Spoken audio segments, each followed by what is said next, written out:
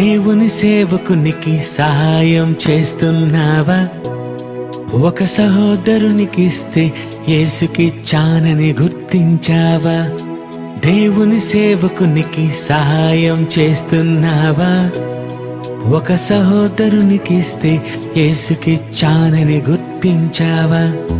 రోగి అయిన నీ సహోదరుడు ఎవరనుకున్నావు? రోగి అయినది యేసుక్రీస్తని చెబుతున్నాడు. రోగి అయిన ఈ సహోదరుడు ఎవరనుకున్నావు? రోగి అయినది యేసుక్రీస్తని చెబుతున్నాడు. గుర్తించావా నీ సోదరుడెవరు? సహాయం చేస్తున్నావా నువ్వు క్రీస్తుకేనని?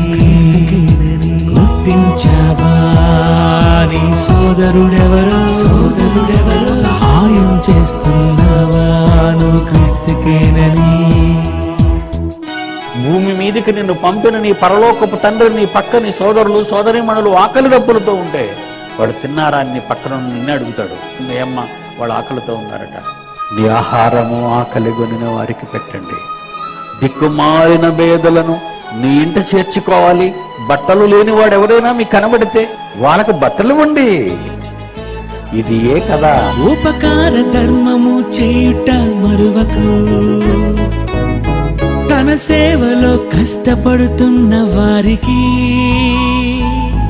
నెలకు 5,000 రూపాయల చొప్పున తమ్ముడు ప్రసాద్ ద్వారా మరి మీకు శాలరీ ఇవ్వటానికి తను ముందుకొచ్చాడు. ఈ విషయంలో నిజంగా ఇదే దేశంలో ఉంటూ మన మధ్య ఉంటూ తను చేయలేని సేవా కార్యక్రమాన్ని చేస్తున్నటువంటి సేవకులకు వెనక నేనుండి వారిని ప్రోత్సహిస్తాను, సహకారుల పేర్లు సైతం జీవగ్రంథంలో రాయబడతాయన్న దేవుని మాటకు తను స్పందించి ఈ విషయంలో ముందుకు రావడం చాలా సంతోషం. ఇంకా ఎంతో మంది సేవకులు ఉన్నారు.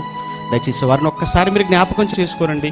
ఉపకార ధర్మము చేయుట మరువకు, ప్రభు సేవలో కష్టపడుతున్న వారికి.